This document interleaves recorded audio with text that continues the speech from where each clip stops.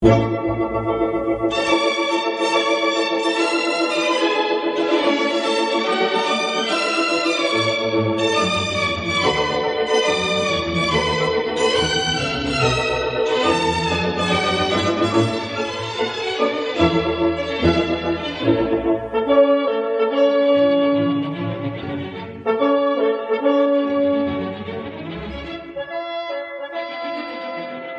pendengar yang dikasihi oleh Tuhan, selamat berjumpa kembali dengan RBM Reform Broadcasting Ministry dari Sekolah Tinggi Teologi Reform Injil yang ada di Jakarta.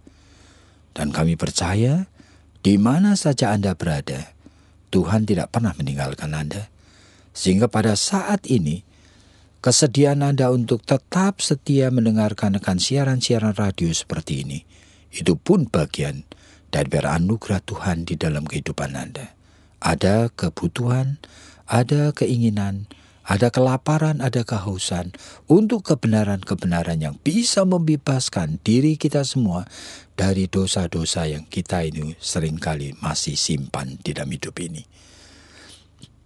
Nah, kali ini kita masih terus di dalam topik yang sama dengan tekanan yang beda-beda, yaitu mengalami kehadiran Allah di dalam keluarga.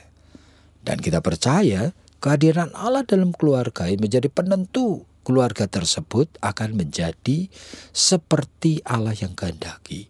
Atau kalau Allah tidak hadir di dalam kehidupan rumah tangga, keluarga Anda itu menjadi keluarga sama seperti keluarga yang lain yang sebetulnya belum mengenal kasih, karunia, kasih setia dan keselamatan di dalam Kristus Yesus. Makanya di dalam Mazmur 127 dikatakan kalimat seperti ini. Jikalau bukan Tuhan yang membangun rumah, sia-sialah orang yang membangunnya. Meskipun orang itu rajin, disebutkan, sia-sialah kamu bangun pagi-pagi dan tidur sampai jauh malam. Oleh karena apa? Oleh karena Tuhan memberikan berkat kepada yang dicintainya, bahkan pada saat tidur.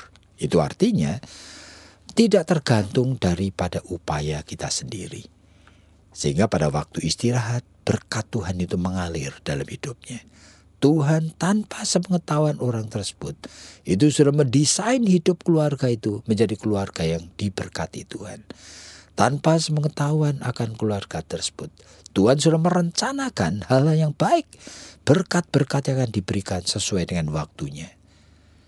Nah itulah. Makanya perlu kita tuh tahu, sekarang itu kita tak perlu bertanya, jadi syarat apa yang lain lagi? Sudah dibicarakan bahwa yang bisa memungkinkan kehadiran Tuhan jikalau individu-individu dalam rumah tangga mengalami kelahiran baru. Mengalami pertobatan yang major, mengalami kekudusan, hidup dalam kekudusan Allah dan sebagainya. Bahkan kita baru bicarakan mengalami mempunyai peran iman yang baik. Tapi kali ini kita akan fokuskan lagi. Allah kehadirannya bisa dirasakan, dialami dalam keluarga. Jikalau dengan sengaja keluarga tersebut membangun family altar dengan pola dan prinsip yang benar. Yang dikelola dengan benar. Sesuai dengan kebutuhan. Sesuai dengan keunikan. Sesuai dengan kematangan level setiap anggota keluarga. Pada masa anak-anak masih kecil, jenis family altarnya disesuaikan. Sehingga anak-anak meskipun belum mengerti apa-apa, tapi mulai merasakan. Nah yang penting itu merasakan. Melalui apa yang dia dengar, mulai apa yang dia lihat. Betapa setiap kali papa mama membaca Alkitab bersama, selalu dirasakan kehadiran sukacita. Nah, kehadiran ayah dan ibu menjadi akur, kehadiran damai yang diberikan oleh Tuhan kepada keluarga. Nah, kehadiran yang seperti ini dengan sendirinya akan membuat anak itu sejak kecil meskipun dia belum tahu banyak, dia sudah mulai menyukai firman Tuhan. Sehingga anak itu mulai, dia dipersiapkan untuk belajar mencari dan berkenalan dengan Tuhan. Nah, nanti setelah anak itu menjadi lebih besar lagi, bisa dilibatkan langsung. Sehingga bahasa daripada orang tua di dalam menceritakan pun itu sesuai dengan bahasa anak-anak. Kalau anak-anak itu barangkali usianya baru primary school, mungkin kelas 2, kelas 3. Nah, orang tua bisa memakai akan buku-buku cerita anak-anak. Sehingga anak-anak itu juga mulai senang. Oleh karena apa? Oleh karena orang tua hadir sesuai dengan dunianya. Sehingga tidak berteologia tinggi-tinggi, tidak menyebutkan kalimat-kalimat yang sulit. Bukan sampai ayah ibu itu berdebat sendiri siapa yang lebih benar tafsirannya, teologianya. Bukan begitu. Jadi ada sistem family altar yang betul-betul sesuai dengan keunikan dan kebutuhan masing-masing pribadi. Nanti kalau anak-anak sudah menjadi lebih remaja, barangkali polanya akan berubah sekali lagi. Oleh karena apa? Oleh karena saat itu anak-anak sudah menjadi quote-unquote lebih dewasa. Sehingga anak-anak juga boleh membaca Alkitab sendiri. Tidak perlu harus sama-sama, barangkali seminggu sekali sama-sama. Sekarang itu sama-sama untuk mendiskusikan apa yang selama seminggu ini Tuhan sudah nyatakan, sudah katakan melalui perenungan harian. Dan barangkali setiap anak itu mulai membuat catatan. Barangkali membuat sesuatu, barangkali akan chart tertentu di mana doa apa, bagian mana dari Alkitab yang dibaca, dan isi apa yang mereka itu tangkap hari itu, dan apa yang mereka itu sudah aplikasikan dalam hidup sepanjang hari itu, dan seterusnya dan seterusnya. Jadi di samping yang formal, sebetulnya family altar itu adalah kehadiran daripada hal-hal rohani yang dirasakan dan dialami. Berarti di samping yang formal, lebih banyak yang tidak formal. Di dalam Ulangan pasal 6 misalnya, itu sampai diingatkan oleh Allah. Yaitu, hendaklah kita belajar untuk mendengar. Shema, hai Israel. Orang Israel dengarkan. Kasihlah Tuhan Allahmu dengan segenap hatimu, segenap jiwamu, segenap akal budimu. Lalu baru orang tua diingatkan, ajarkanlah kepada anakmu. Firman Tuhan ini, pada masa dia mau tidur, pada masa bangun tidur, pada masa berjalan, pada masa bermain, pada masa apa saja. Berarti firman Tuhan seharusnya menjadi bahasa sehari-hari. Dan nanti dalam Kolose pasal 3 dan sebagainya, Paulus mengingatkan lagi, hendaklah kamu setiap kali bertemu menyanyikan puji-pujian, mazmur sambil saling menasihati, saling membagikan pengalaman firman Tuhan dalam hidupmu. Jadi family altar ini sebetulnya lebih banyak informalnya daripada formal yang tadi kita bicarakan.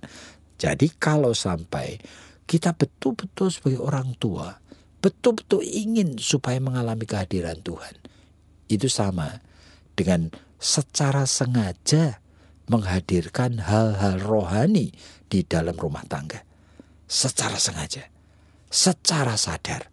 Sehingga orang tua sendiri harus melengkapi diri. Tidak mungkin ada orang tua yang bisa berperan dengan baik dalam family altar jika orang tua sendiri tidak punya pergaulan dengan Tuhan, tidak mengenal Tuhan secara pribadi. Mana mungkin? Jadi orang tua itu harus menjadi orang tua yang terus belajar. Sehingga sekarang itu sebenarnya belajar di sekolah teologi itu tidak selalu harus menjadi pendeta. Tetapi setiap orang sadar bahwa mereka dalam rumah tangganya harus menjadi imam. Yang apa? Memperdamaikan seluruh keluarganya dengan Allah. Jadi berarti dia harus rela untuk mengorbankan sesuatu, yaitu dirinya sendiri. Jadi kalau kita mau perhatikan di sini, kita akan melihat bagaimana mungkin kehadiran Allah dia bisa dialami dalam rumah tangga. Yaitu jikalau family altar itu mempunyai pola yang tepat, sehingga berperan dengan baik untuk keluarga tersebut, di mana kehadiran Kristus Yesus betul-betul dialami. Kita akan dengar apa yang Ibu Esther mau katakan.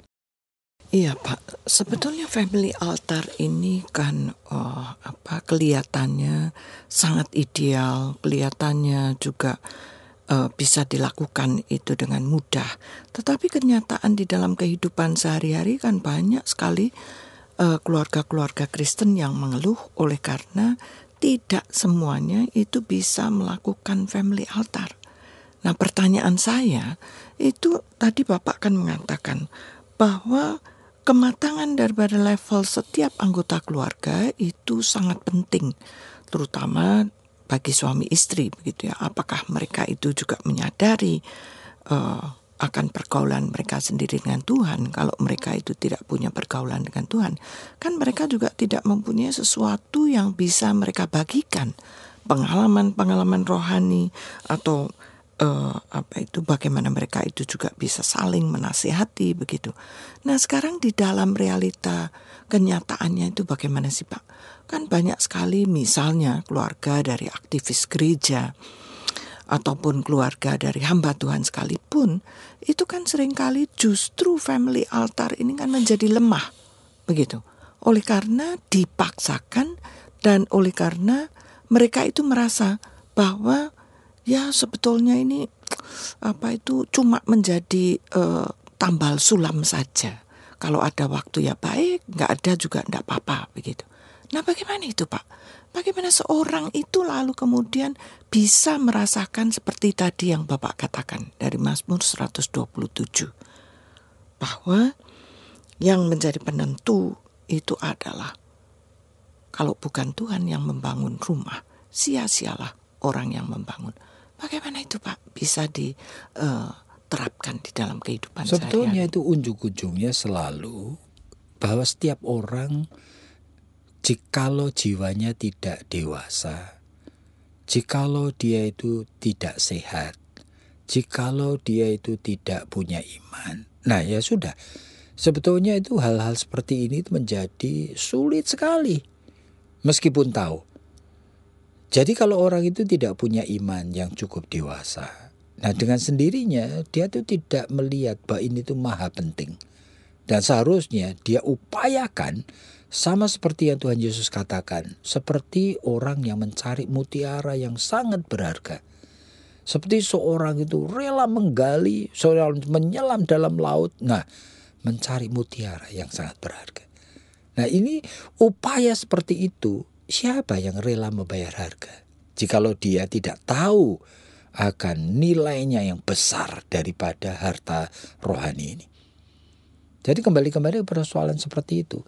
Cuma bagi kita, seperti tadi Ibu ada katakan mengenai hamba-hamba Tuhan pun banyak yang tidak konsisten. Ya kenapa bisa begitu? Saya percaya sekali bisa ada 1001 macam alasan yang berkait-kaitan aspek yang ikut menentukan. Di samping masalah ketidakdewasaan, barangkali dia sendiri imannya juga belum dewasa, meskipun dia sudah menjadi hamba Tuhan, barangkali juga oleh karena dosa-dosa yang masih hidup di dalam jiwanya, yang dia tidak mengalami repentance, dan barangkali oleh karena dia tidak mengalami kehidupan dalam kekudusan, tidak berjalan dalam roh, dan barangkali oleh karena dia membiarkan dirinya terus ada di dalam nafsu ingin membesarkan nama, cuma ingin terus terkenal sehingga melayani ke sana kemari pagi, siang, malam untuk orang lain, untuk gereja lain, tetapi untuk diri sendiri dan keluarganya dia mengabaikan.